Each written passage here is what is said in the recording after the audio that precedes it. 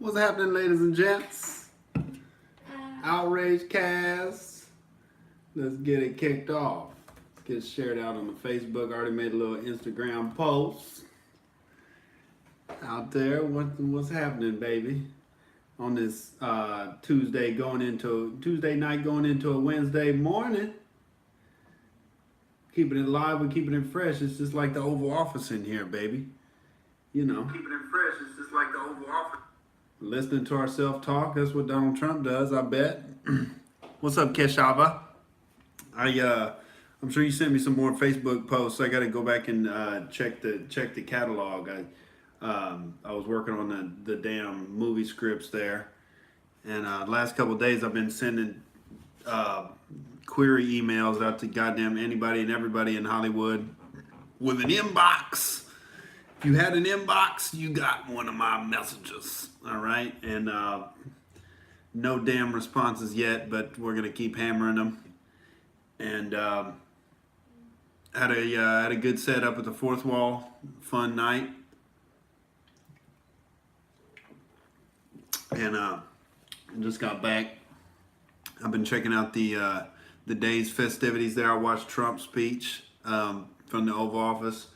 And then I watched the esteemed Nancy Pelosi and Chuck Schumer's weird ass response. You know, his ineffective and unnecessary border wall. Like, can you call something ineffective before it's even built? How does that work? I don't understand. Walls don't work. Somebody tell China and Israel. You don't need that wall.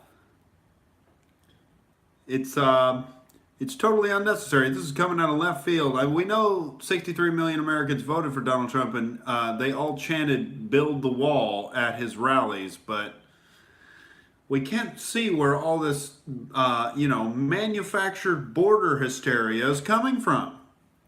Why don't the American people just want to bend over and let the rest of the world penetrate? Okay? We're the nation of immigrants, all right? We don't have any national identity. We have borders kind of similar to a saloon door. You know, you just, if you want to stick your dick in there, if you want to bring your whole family in and settle, that's your business, because we don't have any cultural identity or any spine or boundaries here in America. Because we're about unity, all right? We're about unity and diversity and multiculturalism, and not having any standards for relationships, and just being forced to accept what you get, ladies and gentlemen. That's we're the globalist nation of the world, and Donald Trump is an evil, dastardly Nazi bigot, okay?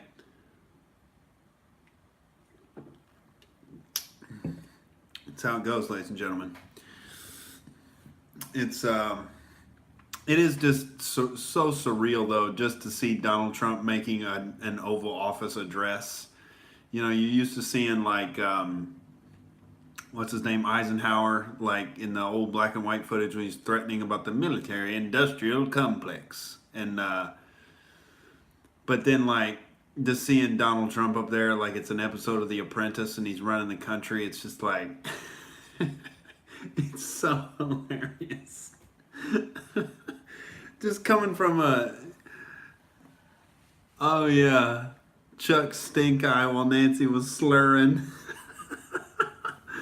Oh, dude, as ridiculous as Donald Trump is, at least he's not a mess like the Democrats are. Chuck Schumer and Nancy Pelosi are just a mess.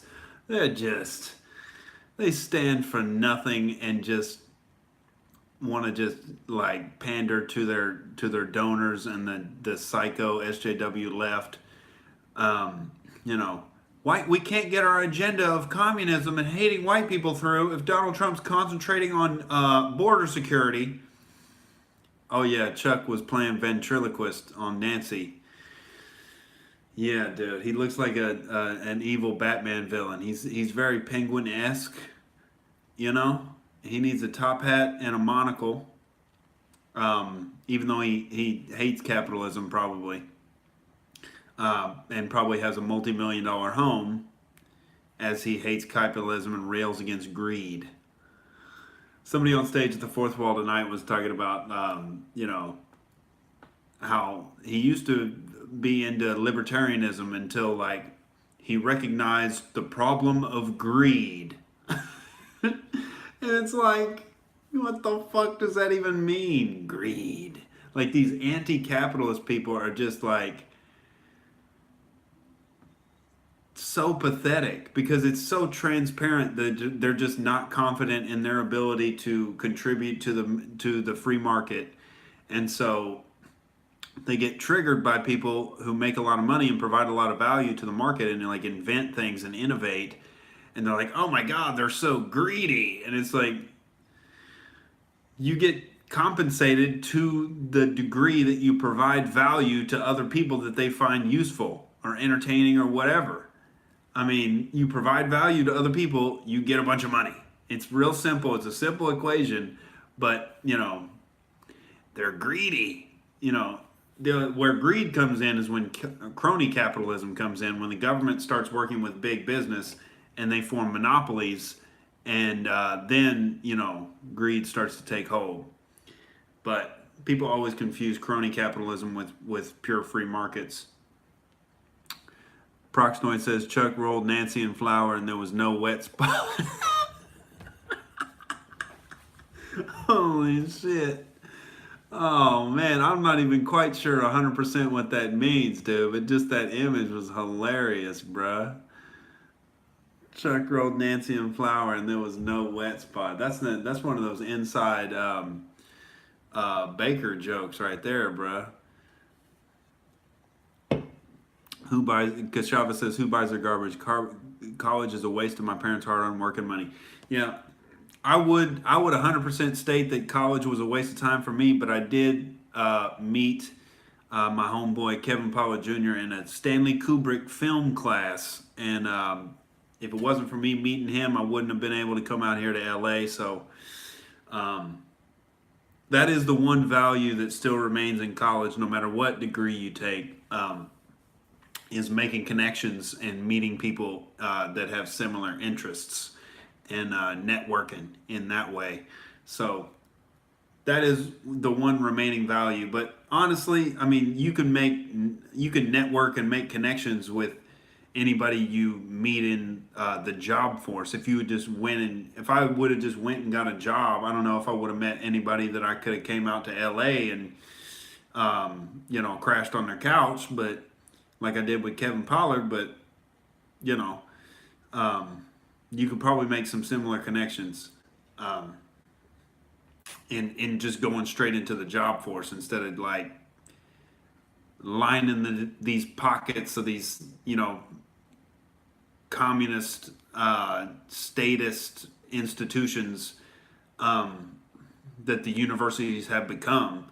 I mean, it doesn't give me any pleasure to know I have to pay back those student loans that I owe to these sycophantic, pseudo government institutions called universities.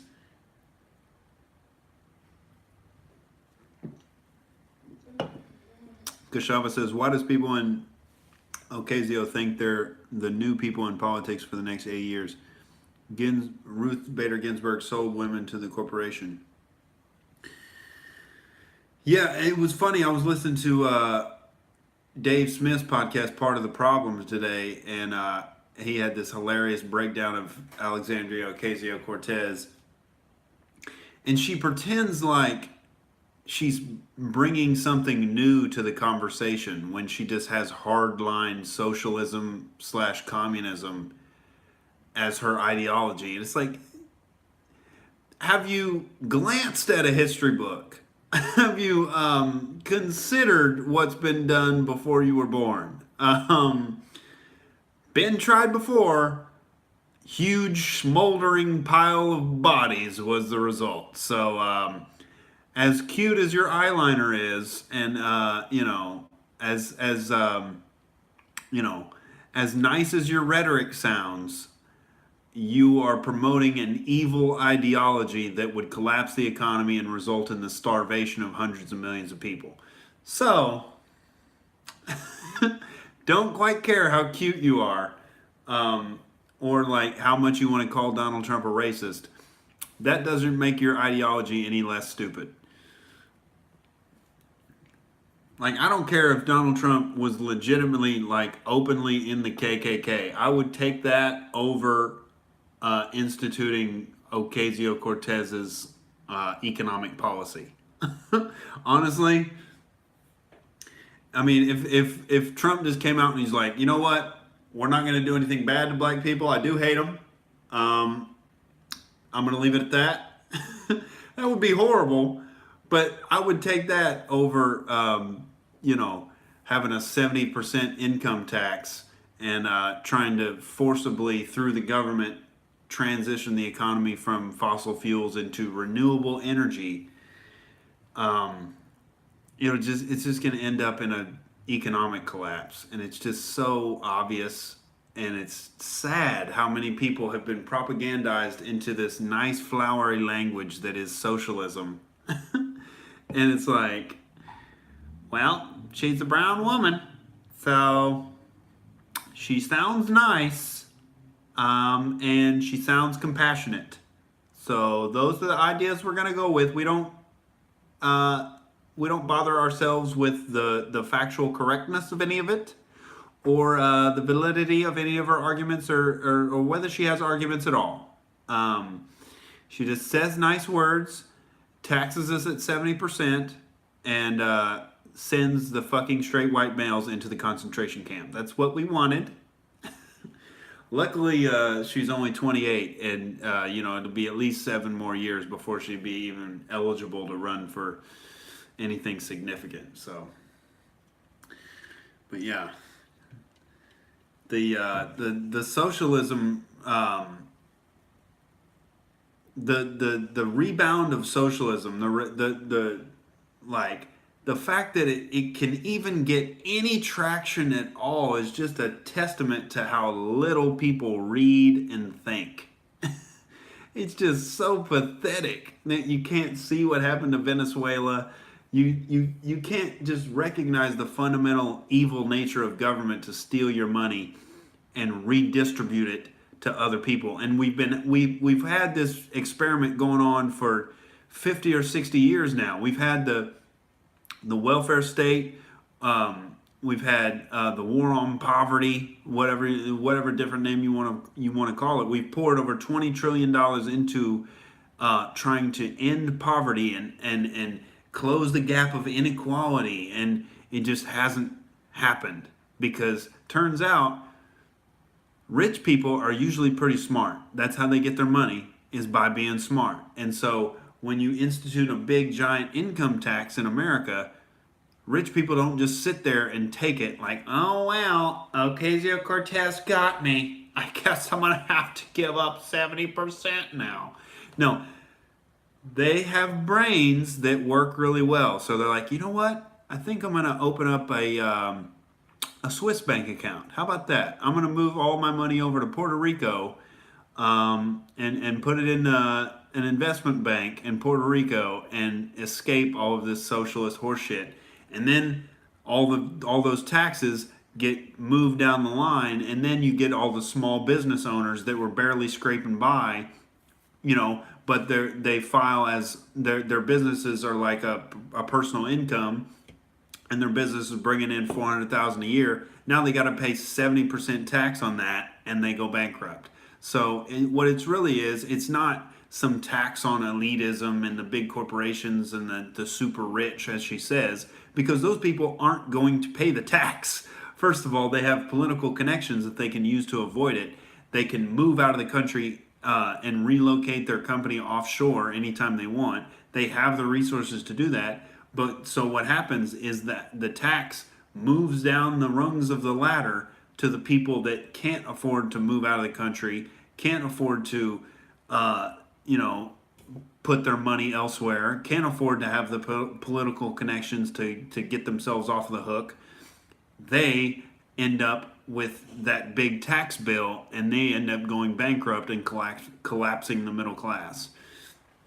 It's just, you got to be able to think just a little bit, and that's way too much for the average, leftist that buys into Ocasio-Cortez and Bernie Sanders horse shit. It's just it's so embarrassing, dude. It's like, man, how do you not consider it for more than like 10 seconds? You're just like, well, that sounds nice, and it's not the orange man who's telling me. So we're going to go with that.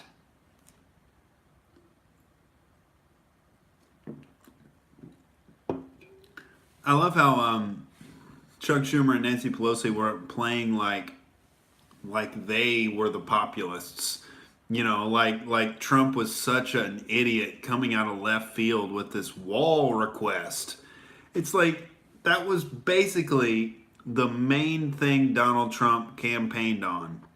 Was there's a problem at the southern border, there's a problem with illegal immigration, so we're going to build a wall. That was his whole campaign, essentially. That was the foundation of his entire campaign. And they're pretending like, where's this coming from? This guy's just crazy. He's gonna shut down the government.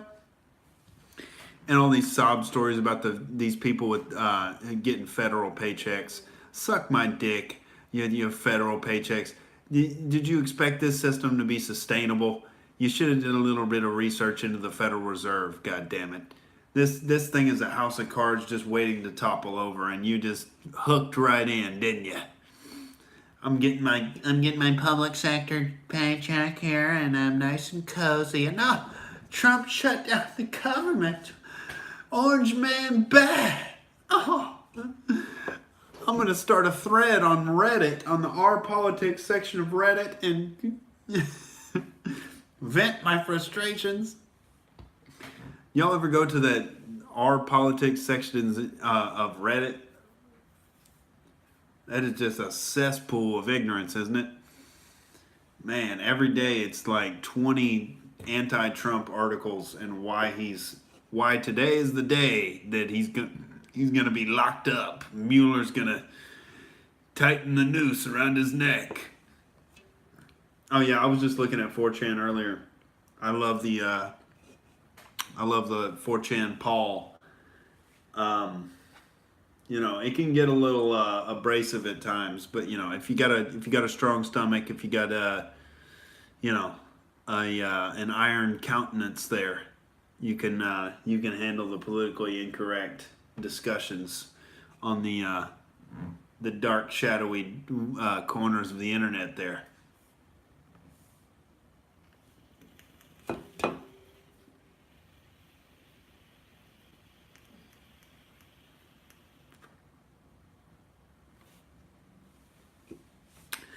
Yeah, I'm feeling good tonight, ladies and gentlemen. I saw Owen Benjamin drinking this shit on his podcast, and I randomly saw it in the Rock and Roll Ralph's on Sunset, and a little hard seltzer there. It's not too fruity where it's like overwhelming and it's like tastes like bullshit. It's like, just a little seltzer water with just enough flavor in there. Got the bubbles and the black cherry.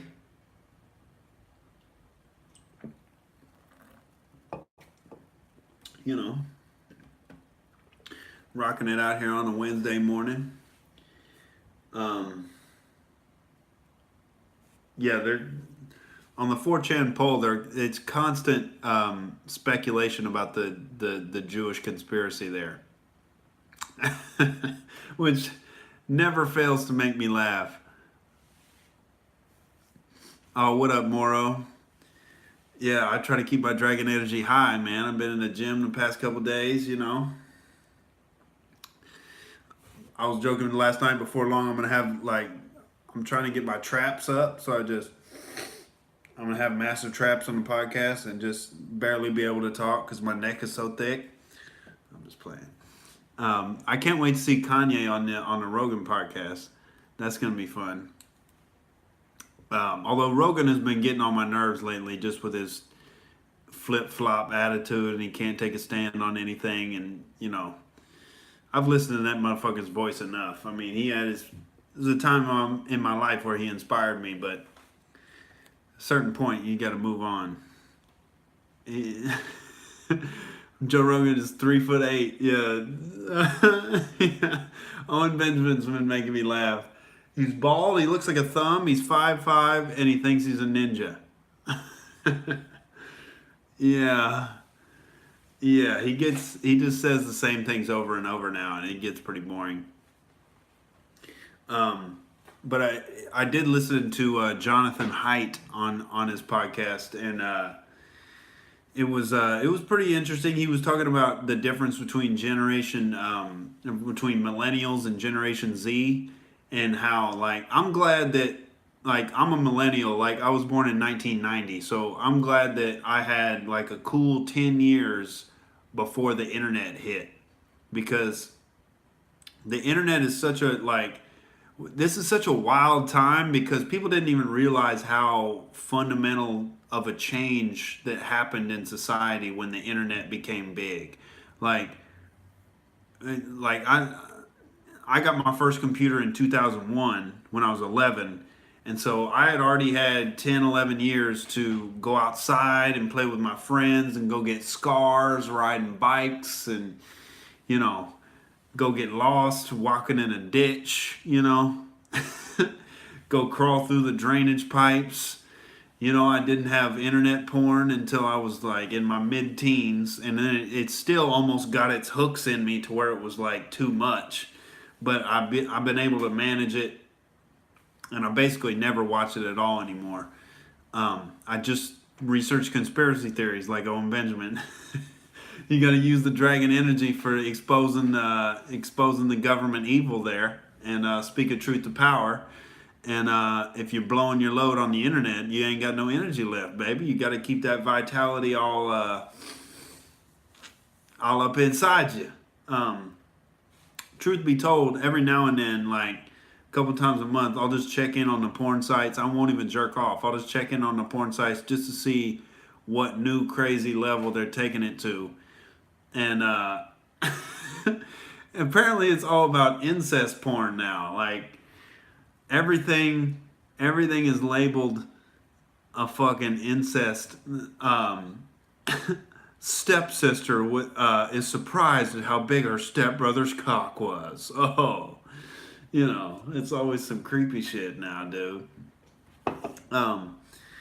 But yeah, it was Jonathan Haidt on the Rogan podcast. He was talking about how Generation Z, born after 1995, they didn't have as much time as the millennials did, like as my generation did, to acclimate to regular life and go out and play football with your friends and play pickup basketball and go out and run around in a neighborhood and get in trouble and ride bikes everywhere and ride scooters and go to the movies and all of this shit where you're with your friends and you're unsupervised and you've got to figure out like how to have a good time together and how to like, if there's a conflict, you got to settle the conflict between each other and figure it out and negotiate shit.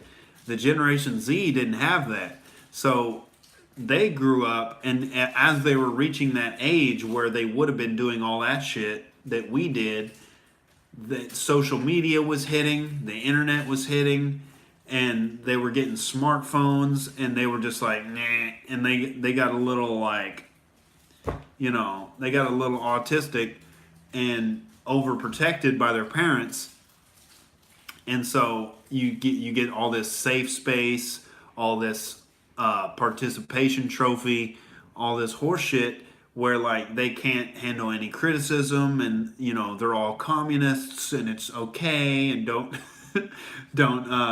don't make fun of them for it. Like I remember real quick, and then I'll go to some comments here real quick, like just the ball busting that you had to deal with when you hung out with your friends for long enough unsupervised. Pretty soon you were going to get picked on no matter how good you were at anything or how funny you were.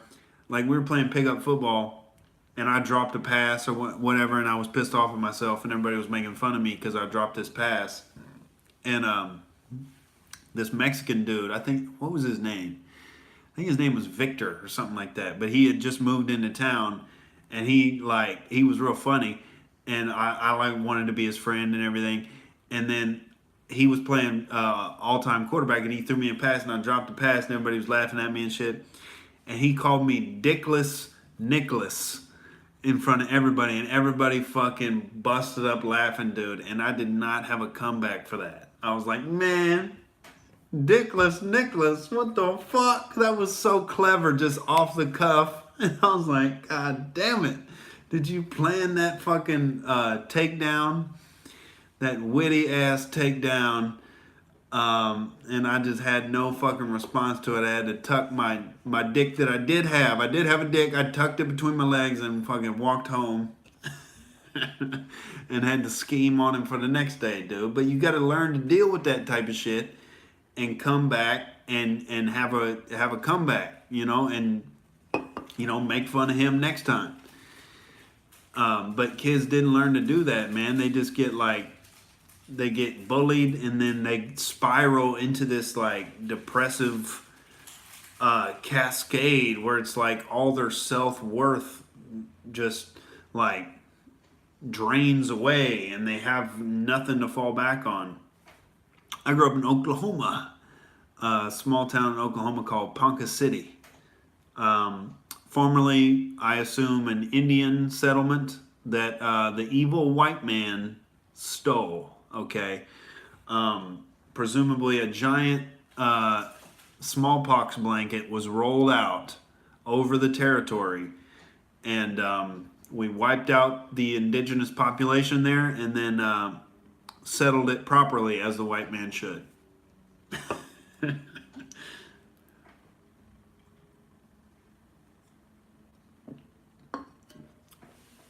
yeah, I'm glad I had a good 10 years there before the internet hit. Just to get my bearings as a functioning human being before you get tapped into that, World Wide Web there. Because that's a lot of stimulation. Our brains weren't designed for this type of shit. For social media, to have all of this constant stimulus and feedback, and that's why I think porn is bad for your brain, because that's just you have instant access to the most dopamine rewarding system you could possibly imagine, and it's just flashing in your eyes, and you it desensitizes you to your own emotions and to interacting with other people in regular day life. I recognize that I was whenever I would watch porn regularly, I would definitely be more awkward around girls, and just in general social situations, because I don't know, it just gets your brain ramped up in a weird way that isn't conducive to functioning in everyday life. But yeah, Generation Z had it tough, but they're definitely not adjusting to the situation very well, because I don't know, it just seems like that's the main group of people that are calling for safe spaces on campuses, and calling for communism in politics, and voting for Alexandria Ocasio-Cortez. Generation Z is anti-God. Yeah, they do seem pretty atheistic, which I'm an atheist, but I'm a moral atheist. I have a moral system that the backbone is the non-aggression principle. That I think that's the simplest moral principle that you can propose to atheists, because once you're an atheist, you're not going to go back to believing in the Jewish zombie god of Jesus, or that you're not going to go back to institutionalized religion. So people need a secular they need a secular idea of morality without the metaphysics attached to it. And the non-aggression principle is a good start.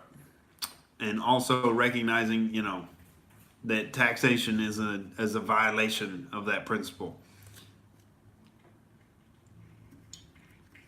That's a moral mission in itself, to abolish the government. That's my moral mission in my lifetime. We've got to expose the government for the evil that it is. It's not here to help us. It's here to prey upon us.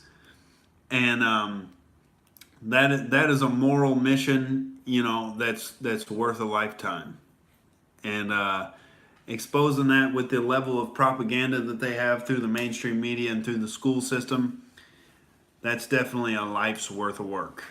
And I think it's best done through ridicule and mockery, ladies and gentlemen. All right, one more White Claw here.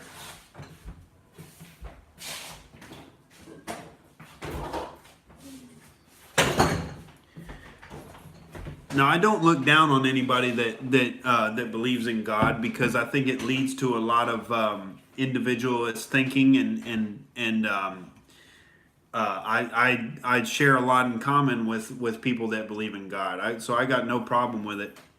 Oh, what's good, Archer? And yeah, I don't have any problem with the metaphor of God as the universe or nature, or like your life force energy being what you consider God. That's totally cool, It's just when people it gets a little fuzzy when people try to prove it logically. But it's logic, rationality, and faith are separate categories, I think. I agree, Cubby Bear. I need some kind of art behind me. Probably some kind of dragon breathing some fire, I think. I used to draw when I was a kid. I might draw up some shit, because, I'm too goddamn broke to buy anything right now. I'm like, I got $10 worth of shekels left in my account after this little grocery trip I made.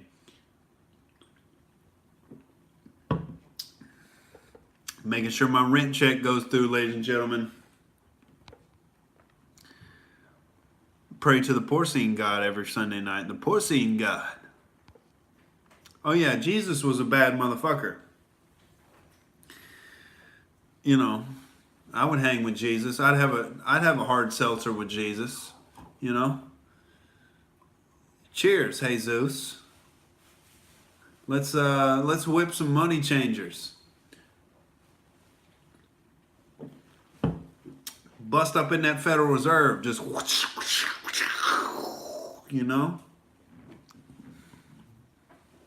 What's the porcelain god, Archer?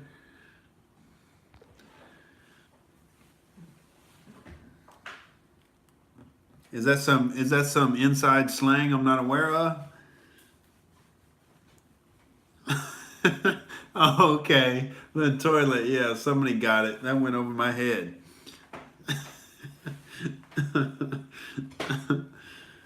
He prays to his toilet. Yeah, dude. Indoor plumbing. You can thank white people for that. All right. They will not get any credit for it. Indoor plumbing. That's a product of white people's oppression. Is that we oppress that excrement right down the toilet, and it's really a perfect example of our privilege. And toilets are super racist, dude. Toilets. They're always white. Why are toilets always white, dude?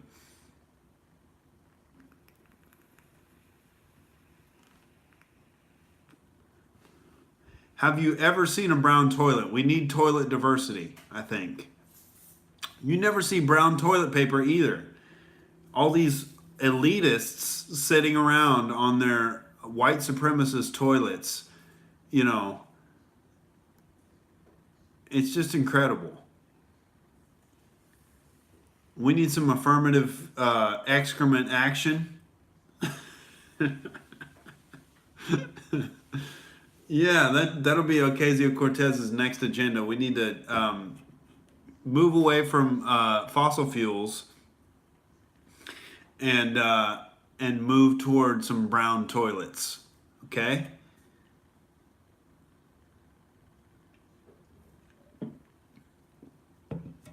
Oh yeah, brown toilet might be kind of dangerous actually. That's you might want to go to the next stall over if you see the brown toilet, dude. Not to be racist or anything.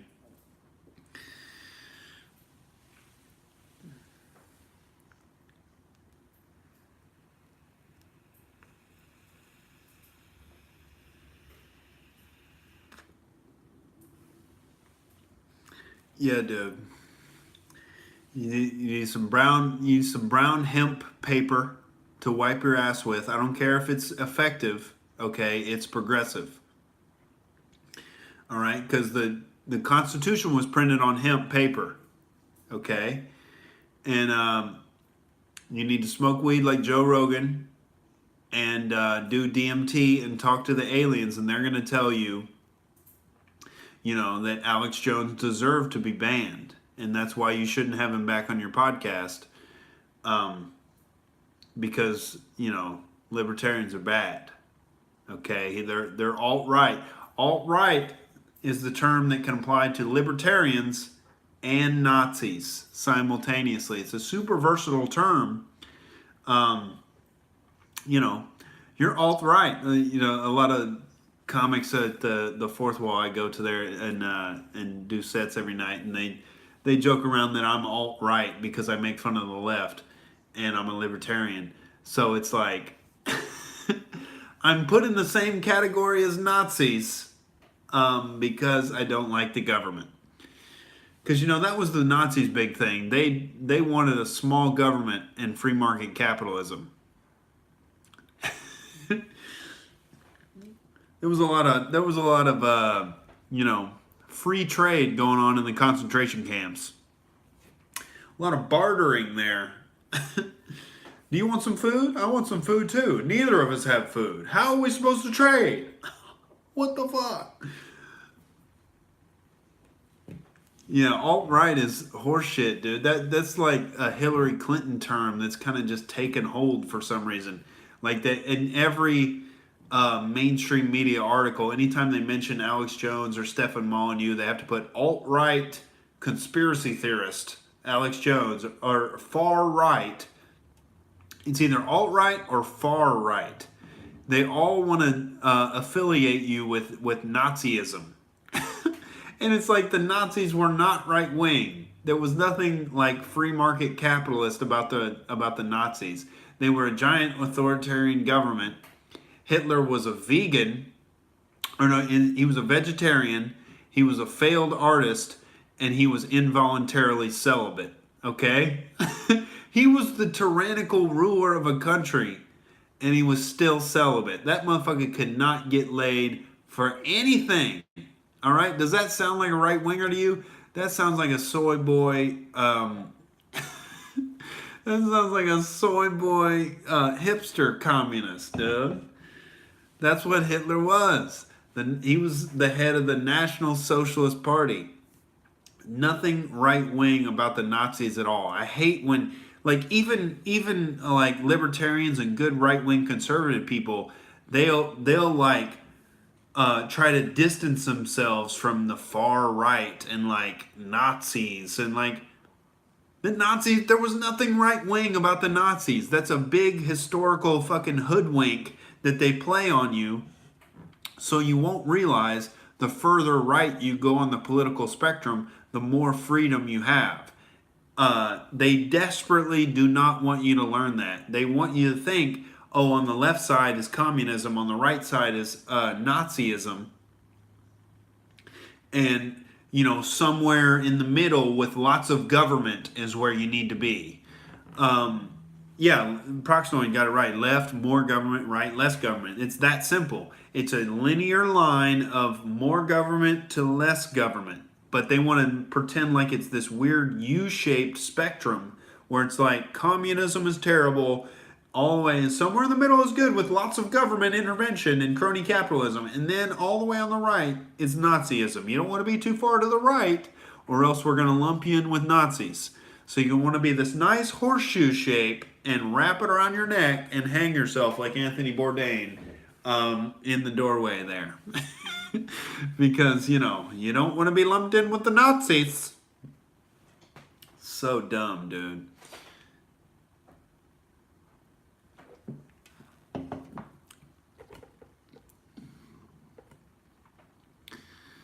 Archer says, I bet if you did DNA test on Hillary, she would have family related to Hitler.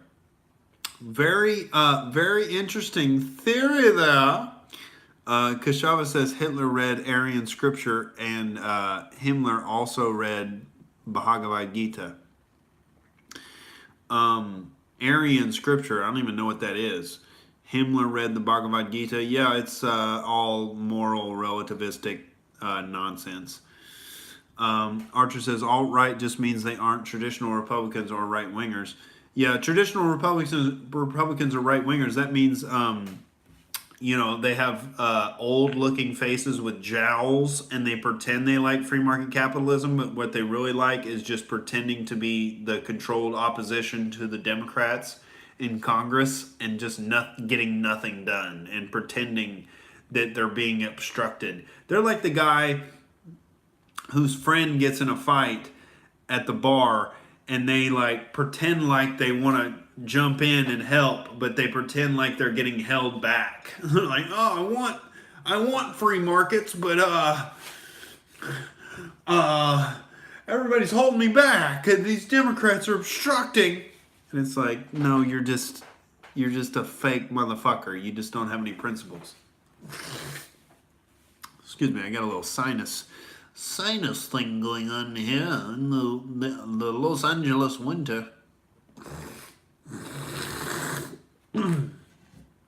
Ooh, there it is.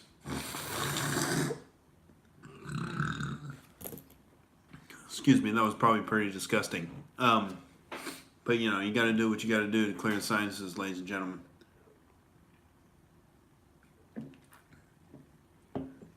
Forever recorded that snorting session on live on the internet. Kashava says the Bhagavad Gita in college is watered down horseshit to match the establishment agenda.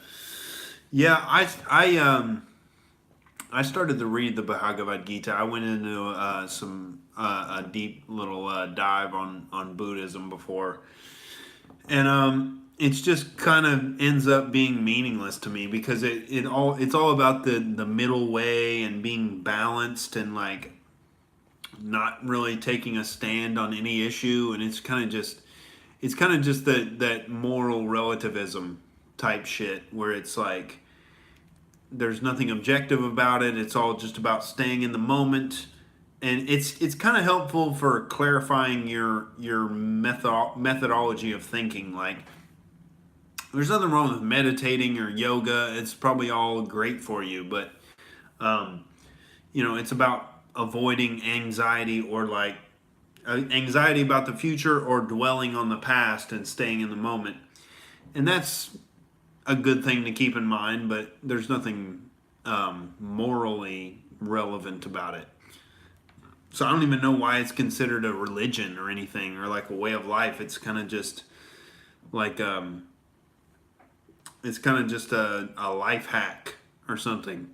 It's like a workout routine. Buddhism is like, I don't know why it's considered a religion.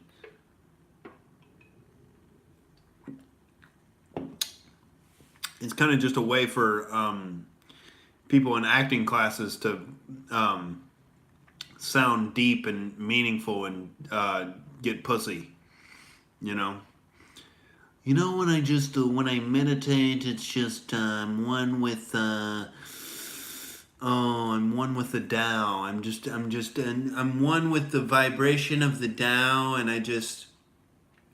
I feel totally complete with myself, and that's when I can That's when I can really work my penis into your vagina. That's when it really all comes full circle in the universe, and we go the middle way, not to the right of your vagina, not to the left of your vagina, but right in the middle. You know, it's I've done that myself a couple of times. I've talked some panties off with some with some Eastern philosophy talk, bruh. That's um, that's that Sam Harris special, bruh. That's that. Oh, dude, that's that Sam Harris Kama Sutra. Archer says everywhere else in the world, martial arts is a man's sport, but in the States, if you want to go to a karate class, everyone there is 9 years old.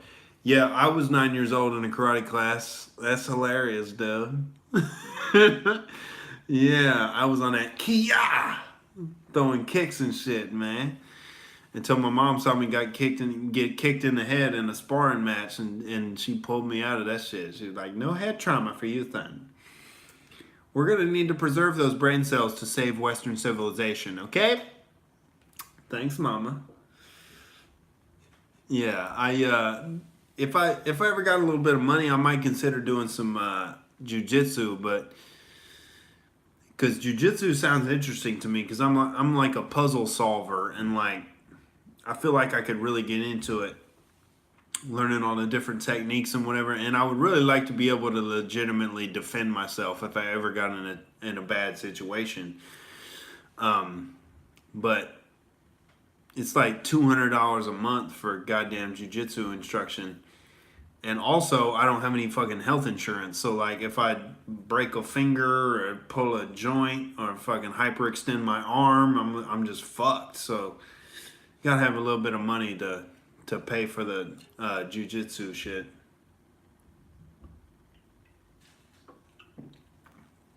Oh, I'm sure you could defend yourself, Archer, you goddamn Utah gangster.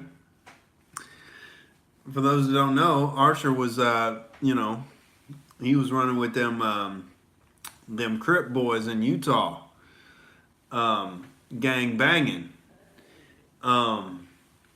I've never been in a situation like that. I have done some shadow boxing in my kitchen late at night, and let me tell you, I fuck a shadow right up. Okay, I keep my chin down, I keep my hands up. All right, and I got smooth technique. You know what I'm saying? I put my ass into a punch. I throw a mean jab. All right, and I can hit you with the jab, the cross, and the hook. That 1, 2, 3, baby. You know. I don't know if you know who Boss Rutten is, former mixed martial arts fighter from the Netherlands, fellow Dutchman, you know, and he has some boxing workout tapes online you can look up, and Boss Rutten's boxing workout or whatever, and he'll throw you combinations. So one is or jab, and then one, or I think two is a jab and then a cross, and then three is a jab cross hook, and start putting together them combinations, boy. Your latitorius dorsi will get sore as a motherfucker. Your lats will be like, oh shit. If you do shadow boxing, if you do a legit shadow boxing workout, and you haven't worked out in a while, dude, your lats will be destroyed. Those back muscles that you work when you throw punches, oh my God, you'll just be walking around like the whole next day. You'd be like, oh, I'm fucked up, dude. But yeah, it's a good workout to get your technique down, man. You got to be able to handle yourself. 5'8", 190. Archer got that damn. He got that Joe Rogan bod. Not fat though, if you catch my drift. I had to get cut because you can't be both short and skinny. Oh, dude, I feel you. I feel you, man. I'm trying to bulk up. I'm 6'2", but I'm a little bit skinny. So my whole deal is I gotta eat enough after the workout. You know, I'm trying to get on this pasta and and ice cream and whatnot, and just get, you know, a little hefty. I'm trying to get to 200 pounds. That'll be a good weight. You know, I feel like I'm a natural 185 pounder if I was going into the UFC. You know, that'd be my go-to weight class. Maybe 170 because I'm slender, but 6'2" is pretty tall for a welterweight there. But I don't want the head trauma, ladies and gentlemen. I'm just on here trying to, you know, talk politics, talk shit to the powers that be, and let them know that we know what the fuck is up, you know. And we not taking this shit anymore. Archer says, "No, dude, gotta get a little chub, put on weight. If you're burning what you're eating, you're just gonna be a gimp." Yeah, dude.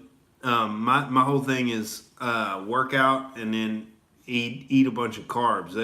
That's how you stay lean and get muscle at the same time. Just I usually do low carb just to stay lean and feel good and have energy all day long and whatnot. But then I usually go to the gym late night, and then I dig on like big plates of pasta, fucking full can of Pringles, whole pint of ice cream, and I just get puffed up on the carbohydrates there, and refills your muscles up and refuels you for the next workout in a couple days. So that's how I've done a lot of research into nutrition and shit, and that seems to be the best protocol. Like the guys like The Rock, I mean, he works out constantly. He's an extreme example, but you see the cheat meals that he does, where he'll eat like 4 boxes of pizza and fucking cookies and everything, but he does that after a workout. So you can strategically plan that out to like save your carbohydrate cravings for after a workout. And then if you save it for after the workout, you don't gain any of the fat. All of the carbohydrates go to refueling your muscles. You just gassed out lifting weights. It's a beautiful thing. Did work out and wasn't getting bigger. I was getting lean. I was losing weight. That's not what I wanted. Yeah, you got to have those big post-workout meals, bruh. You know, got to get on them, you know, that hypertrophy. Yeah, dude. A lot of protein, a lot of carbs after a workout. It gets you all swole up. I never understood people who could work out and then eat a salad. What the fuck are you doing, bruh? What is it like? I would just feel miserable after that. Oh yeah, them steaks would be good. Man, I love a steak on a. I don't generally eat a steak on a workout day. I get on this. They got this. Let me show you this real quick. At the Ralph's where I got, they got a protein pasta. You know what I'm saying? I hit that up after the workout with a bunch of Parmesan cheese, a little garlic salt, and a little parsley on top. Ooh. And you get all swole up, ladies and gentlemen. No, I'm probably, you know, 175 at max. 6'2", 175. I'm trying to bulk up to 200 though. You know, I'm trying to make people sweat. You know those people that are just a little too big when they walk in a room and you just start to beat up sweat? You're like, oh my God, this motherfucker's been working. And I told one of my comic friends, John Bailey, he's a black dude. I was joking around with him. I was like, man, I'm trying to make people sweat. I'm trying to make people nervous when I walk in a room. I want to be a little just too big. I want to be a little too big where people just get nervous around me. And John Bailey was like, yeah, you should try being black. It works the same way. I walk in the room, they get nervous. Oh, dude. So fucking goofy. How many people in LA out there trying to be something in Hollywood? Man, everybody's got delusions of grandeur out here trying to be something. You know, that's half the fun of it, is because, 90% of people got no shot at it, but it's still funny to watch them try, You got people out here roller skating in Speedos on Venice Beach and, trying to be superstars in their own little world and whatnot. Let them do it. All for the betterment of our entertainment, ladies and gentlemen. It's the same weight, but I'm skinny like a miniature linebacker. Yeah, dude.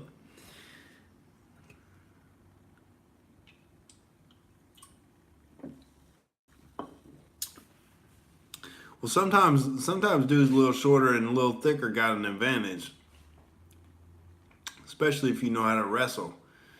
You might fuck a tall, gangly dude up. I never wanted to pick a fight with a wrestler in high school. Those dudes are mean, dude. They knew how to get the wrist control and fucking box you up. I was a basketball player only. Basketball only, bruh.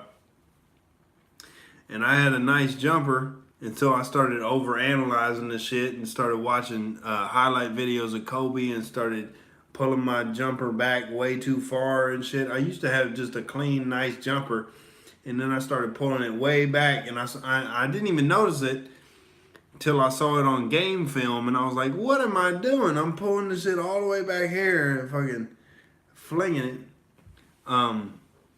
But yeah, not a successful basketball career. I did not work hard enough, nearly hard enough, man. I wish I would have had one of those psycho sports dads like Pete Maravich's dad. It would have just made me do shit, My dad was impressed that I beat him at playing horse when I was like 8 years old and shit. He was like, well, on to stardom, son. And it's like, Dad, you weren't that good at horse. It's not that impressive. You should have forced me to run suicides and, like Pete Maravich's dad forced him to spin the ball on his finger for like hours at a time, and Pete would be sitting there crying like, Dad, is it long enough? And Pete Maravich's dad would be over there like, well, son, is your finger bleeding yet? And he'd be like, it just started bleeding. And it's like, well, son, sounds like we just started then. He was a hardcore motherfucker. He would lock him in the gym, make him shoot jumpers all fucking night long.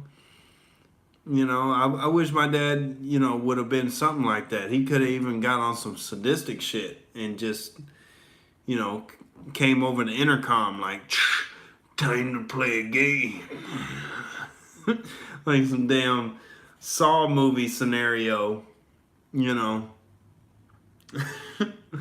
And he could have had a pit bull, chained up to the wall in the gym and be like, son, don't hit the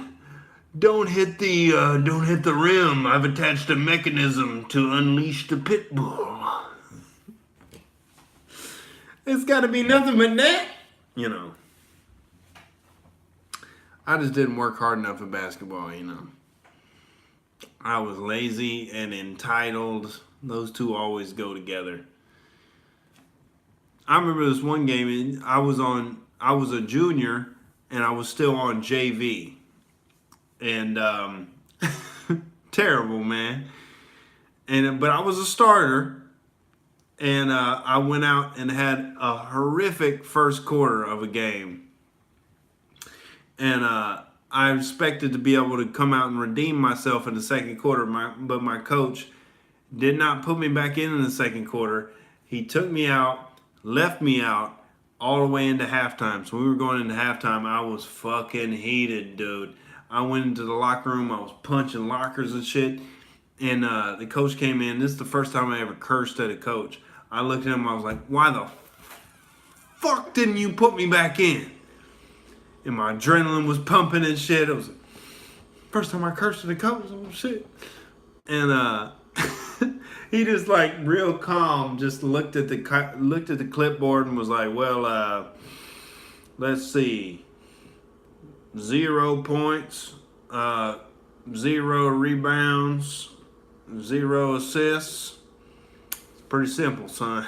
It's like, man, I better be the team clown. That's gonna be my role. I'm not gonna be the team superstar.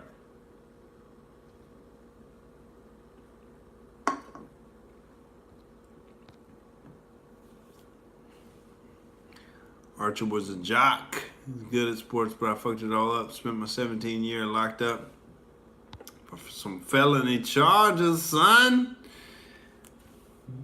The notorious outrage outlaw, dude. That's good. I'm trying to be the outlaw comedian out here, dude. Somebody's got to do it.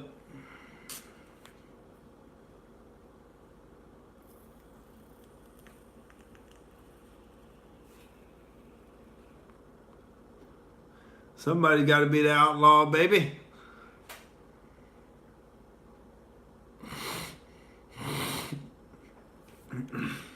Try to join the Marines. Yeah, I never had that impulse, bruh. I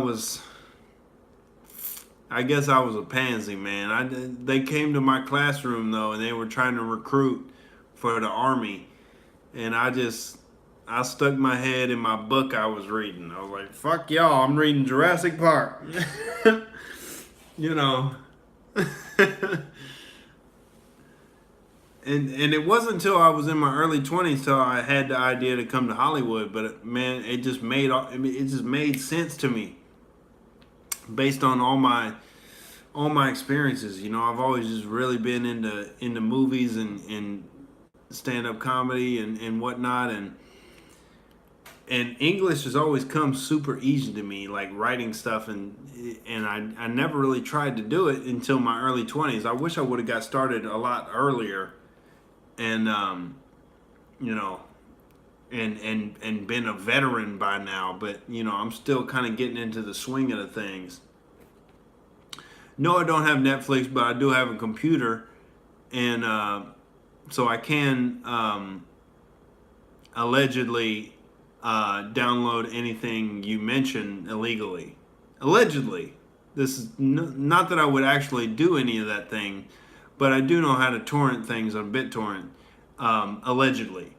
You know, my friend does that sometimes. I never do that, but you know, I know how to get things via BitTorrent, and it's been very useful in my research activities.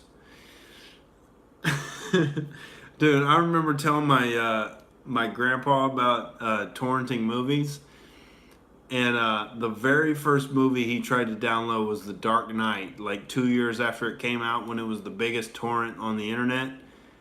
And he immediately, the very first torrent he tried to download, he immediately got a letter from whatever government organization telling him to cease and desist or he would be sued for all his fucking money. But I've conveniently avoided all of that bullshit.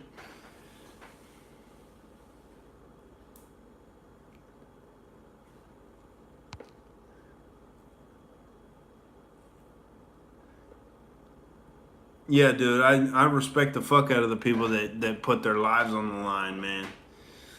That's some commendable shit, man.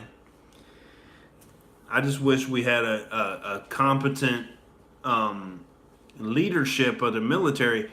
Like, if there was a competent military, like, leadership, and there wasn't a big out of control government that was like looking to extract resources from third world countries and Middle Eastern countries and looking to just achieve regime change and whatnot, I might have been attracted to the military, but at that point when they came to recruit, I was already kind of skeptical of the whole system, because it's just, you have to do the bidding of these warmongers that have these goals that have nothing to do with national defense or actually fighting in the interest of your country. It's like, we just want this regime change, and it's like, I couldn't imagine having a moral conflict with the orders I'm given, and I have to carry them out. Like, that's the type of shit that scars you for life.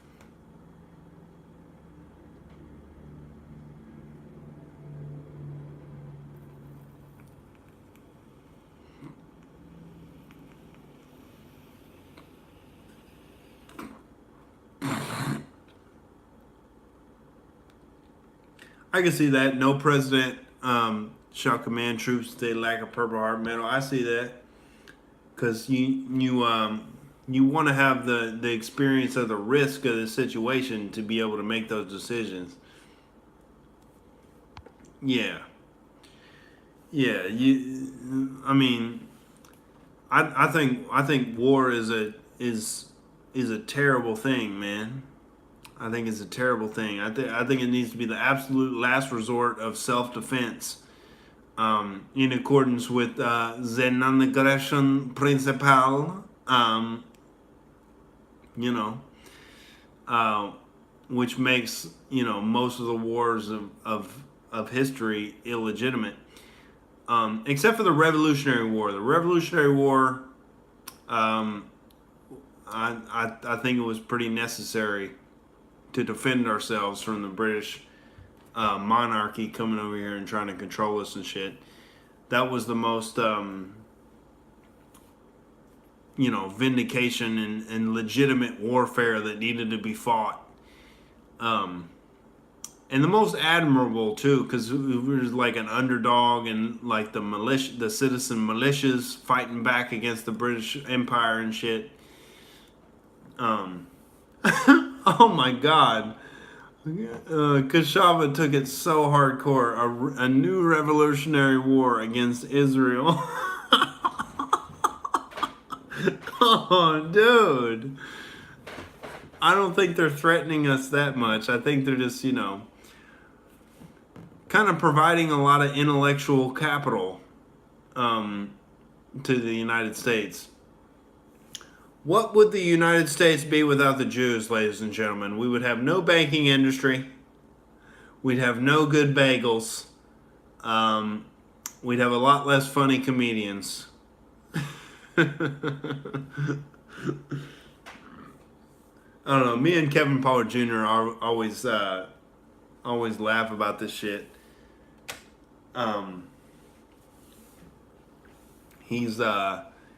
He's against the Jews, and I'm pro Jew. But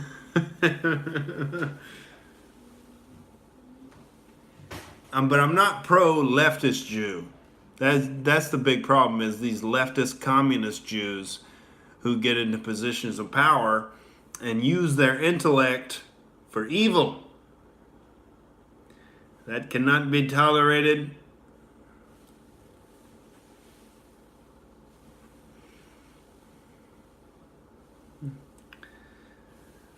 All right, dude, this is my sinuses are starting to fuck with me a little bit. I want to keep going, but I gotta drink a bunch of water or some shit. Get a little soused here on Wednesday morning. Hold on, let me blow my nose. I'll be right back. Because I still got some wine sitting here,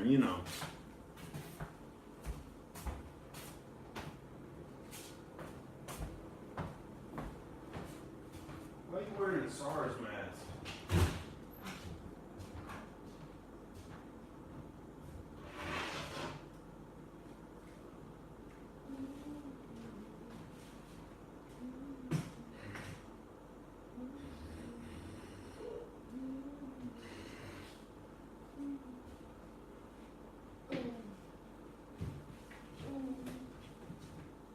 Huh?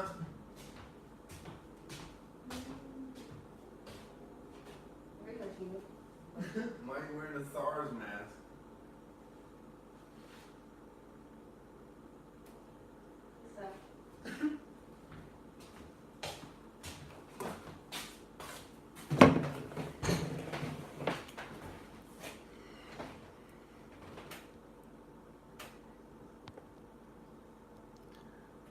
Oh, drink some salt water.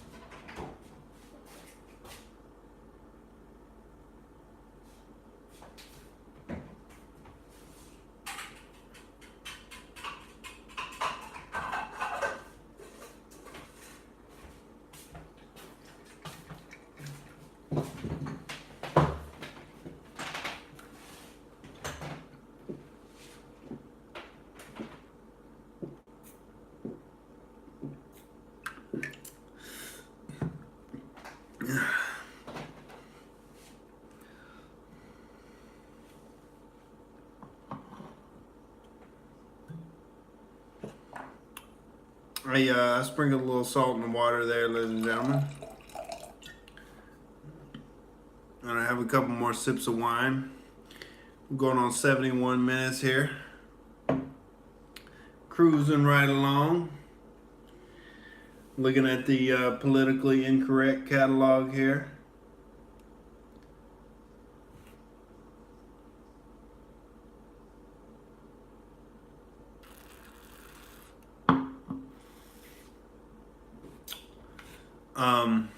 Do y'all think vaccines cause autism? I'm super skeptical about vaccines.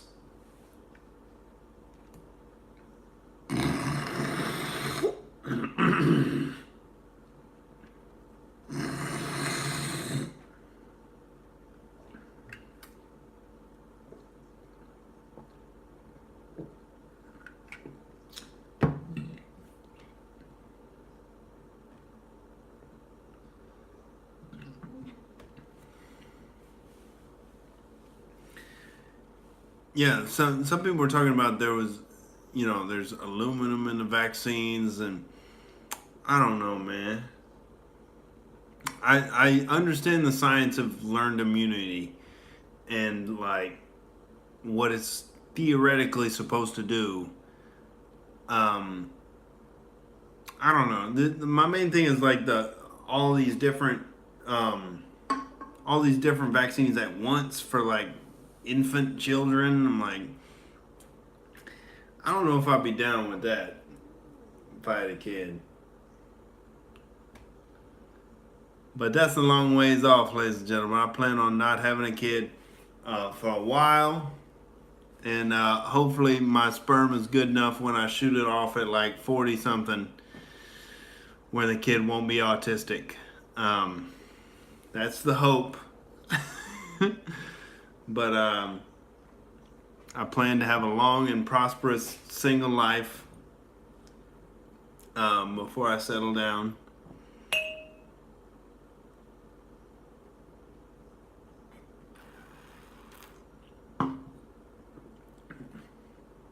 Trouble is, if I get some money before I settle down, how do I know the lady that I'm settling down with is in it for me or not the money? It's a catch-22. Because ultimately, you have to have some money to get to the top quality women, you know?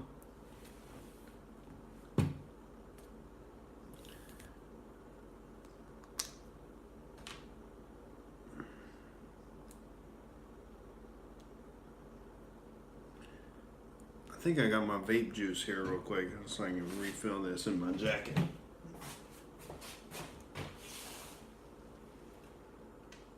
Oh shit, I left my vape juice in the fucking car.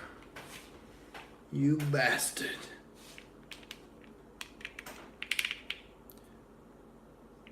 Alright, can y'all hang tight real quick? I'm gonna run to the car and get my vape juice so I can get my my vape on here, ladies and gentlemen. I'll be right back in like 2 minutes. Hang tight.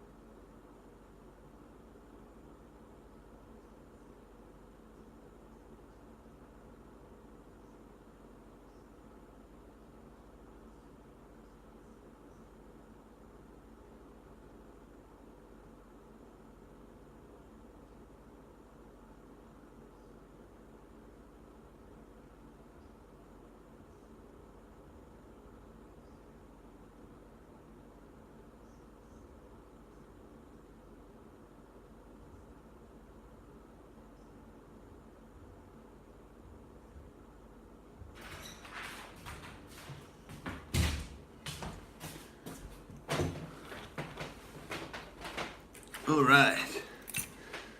Vape juice has been acquired. What are we talking about?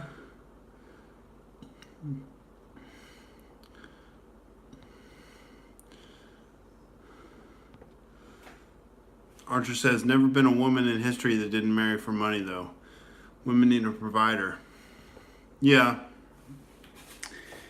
Yeah, they need a provider and they want a man that's fundamentally better than they are. Feminists will never admit that. But, you know,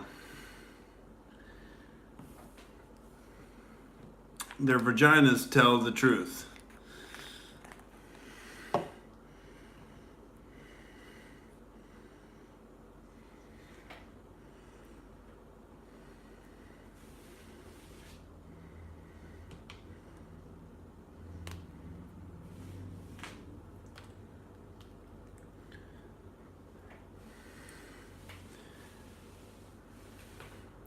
So I'm learning that it's never beneficial to pursue women.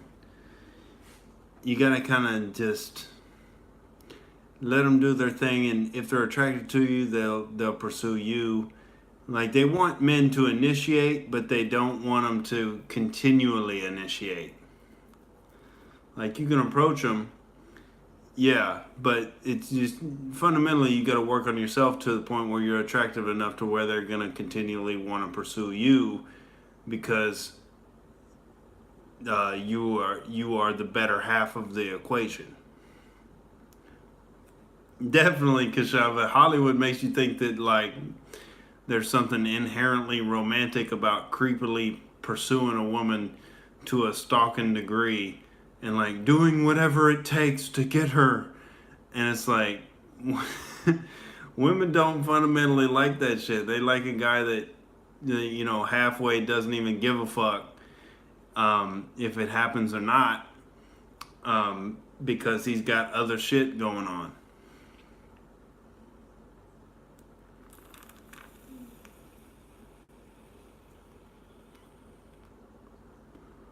Otherwise, if you're so concerned about her, you got nothing else going on in your life that's bigger than her, though, that's a red flag.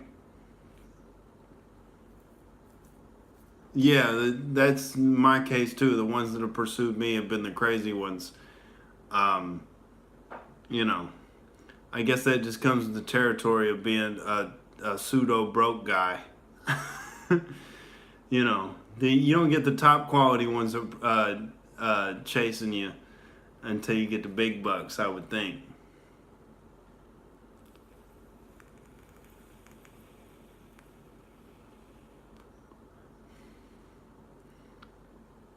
or you just got mad game, you know. I found that chicks really found it attractive when I would come up to them in public and have some smooth game with it, and have the balls to come up and talk to them in public, because most guys won't be able to do that. Most guys won't have the confidence to be able to come up to you in public and start a conversation and be smooth with it. So that's how I met a lot of the girls I've known. But you know, since I've been out in LA, it's mostly been these dating apps, which are like the bane of my existence. These fucking dating apps, dude. I'm tired of this bullshit. Tired of it. I like meeting girls in person more, you know.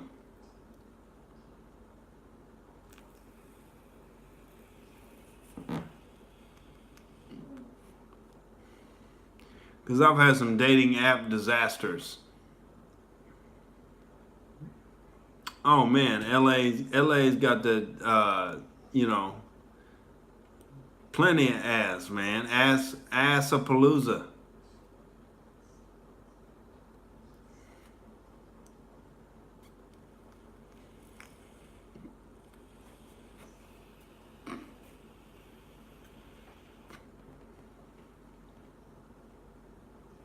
That's my thing, man. I'm an ass man for sure.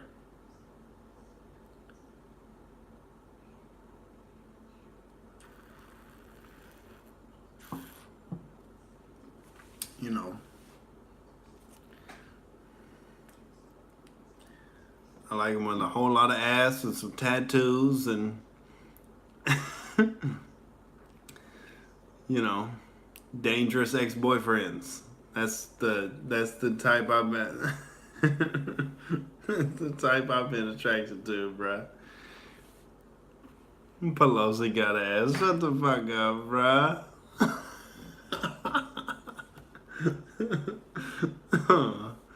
Why are you making me think of Nancy Pelosi like that? That's just terrible, dude. The wall is coming.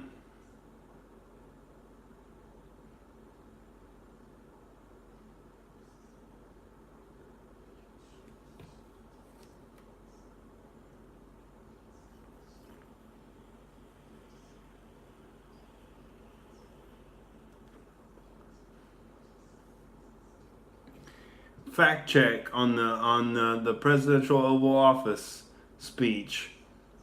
The president claimed 1 in 3 women have been sexually assaulted traveling to the border. Fact check. Between 60% and 80% of female migrants traveling through Mexico are raped along the way. The POTUS understated it by a large amount there. Archie says, I bet you can smack that ass, it will still be jiggling in the morning after. Oh, shit. Oh, you talking about Sarah Huckabee Sanders?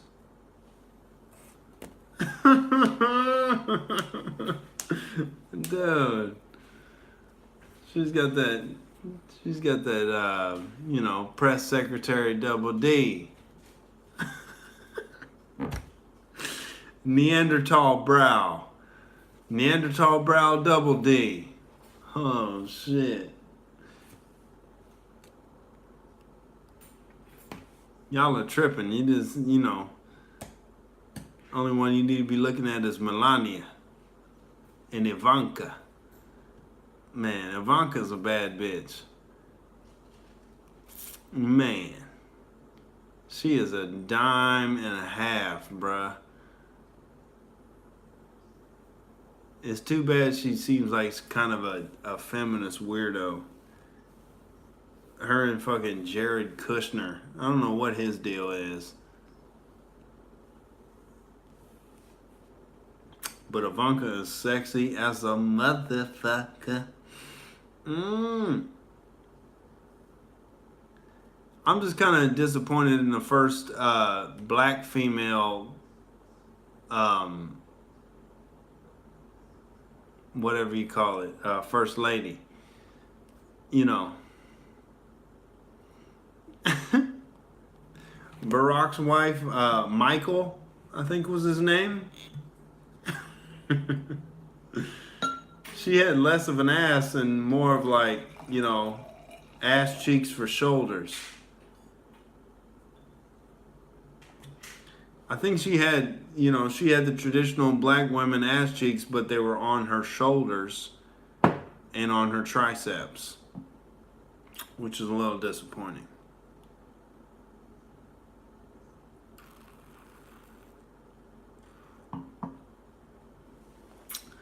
What did Avril Lavigne, what happened to her lately? She's that little grunge chick, you know. I can see that type being into that type. That's not really my thing though. I like that Cardi B type. That goddamn.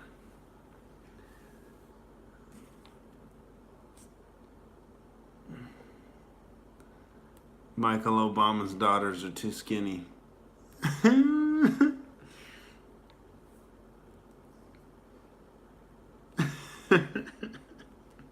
There's all this speculation that's the big conspiracy theory that Michelle Obama is a man.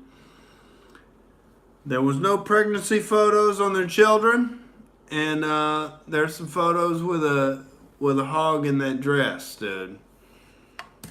She's got a 7-inch monster lurking.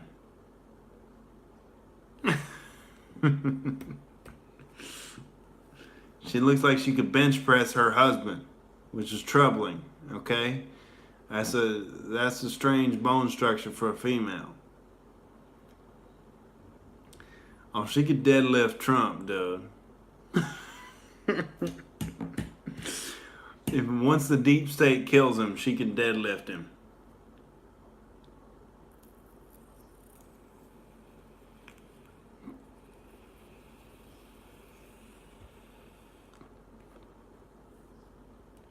Oh yeah, Michelle Obama. That bitch talks entirely too much with nothing to say.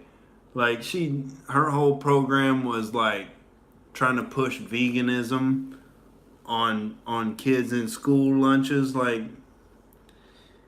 you just causing protein deficiencies. What are you doing, bitch?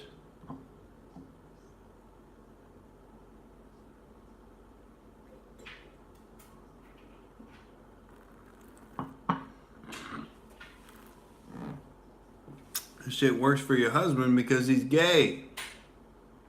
You know? It doesn't work for straight people. We need protein. Alright?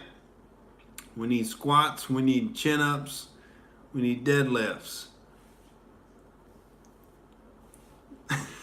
We need protein pasta. Alright, ladies and gentlemen, and ice cream.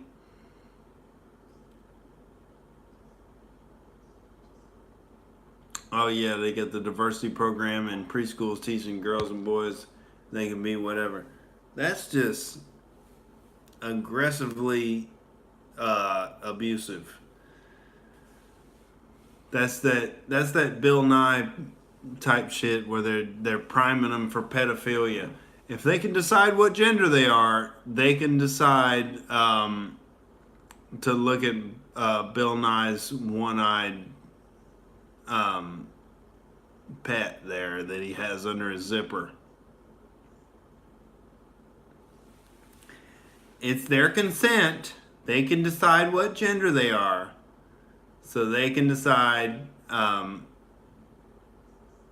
to stare into Bill Nye's one eye.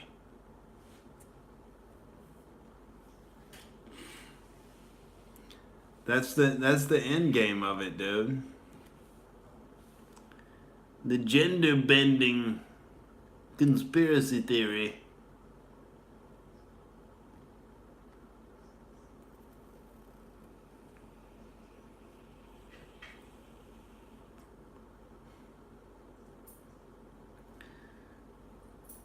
yeah, it all seems like, you know, a ploy to piss off the right wing, like, and piss off anything traditional or anything conservative. Like, it doesn't even seem like they want to be doing it. Like, there's nothing enjoyable about the life of a transgender person. It's like they might be able to act like happy and progressive in like one segment of the Today Show, but then after that, the rest of their 23 hours of the day is like just this weird detachment from reality, and like nobody really wants to fully associate with them. And I don't know, it's a fucking weird subculture. Do whatever you want, just leave the fucking kids alone, ladies and gentlemen. Leave the kids alone.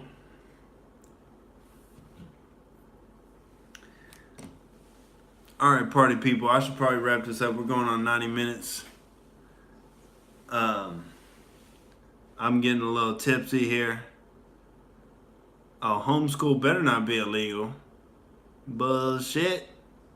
That's what I'm doing. I'm not sending my kids to any goddamn public school institution. Fuck all of that. Having a bunch of communists raise my kid, I'll be damned.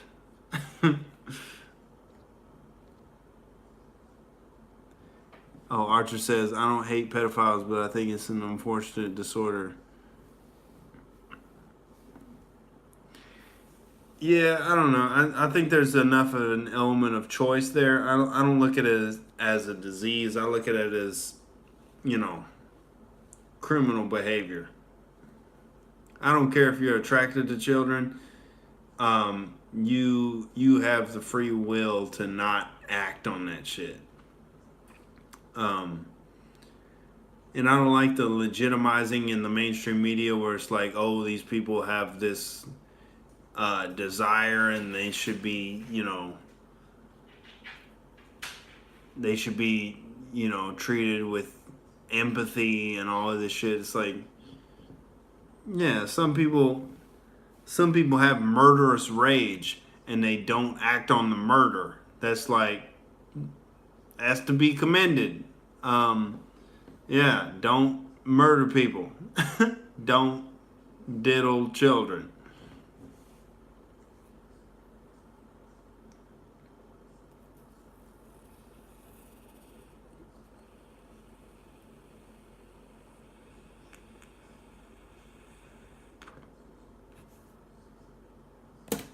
Yeah, and most of them were fucked with when they were kids too. It's like that fucked up, you know, recurring cycle. So you never know what all the ingredients are.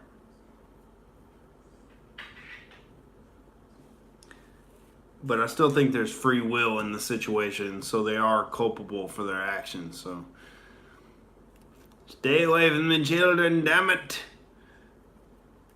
Jared from Subway. Oh, dude. Stay away from Jared, children. All right, guys. I'm tipsy. I have nothing of value to say anymore tonight. But it's been a hell of a time. I'm glad y'all tuned into it. Outrage Cast, out on all the podcast apps, on iTunes and shit. Like it if you like it. I love all you motherfuckers. You know, don't be caught slipping around Utah. Archer might fuck you up. Oh yeah, dude. Good night to you, brother. Kashava says circumcision is bad. I agree. I got my dick chopped. It does look pretty now. It's a very aesthetically pleasing penis. But you know, I was violated. I was chopped involuntarily. But you know, I forgive them. Okay. But I'm not gonna do it to my kid. Anyway, ladies and gentlemen, I'm gonna post this up on all the podcast apps and shit. I'm probably gonna clip a post out of this on Nick Jordan himself on Instagram. At I am Nick Jordan on Twitter. Outrage TV on YouTube. Subscribe to the motherfucker. Like it if you like it. Share it out to your friends if you got the balls to do it. And we'll keep growing this thing. We'll keep having fun. We'll keep hanging out, ladies and gentlemen. We just rocking it out. And I'm gonna try to do a stream every day and a comedy show every day. So we're gonna keep on chugging. All right, I love you, beautiful motherfuckers out there. Stay strong in the face of the communists. Shout them down and let them know what the motherfucking truth is, ladies and gentlemen. Yeah. All right. Peace out, everybody. Have a good night.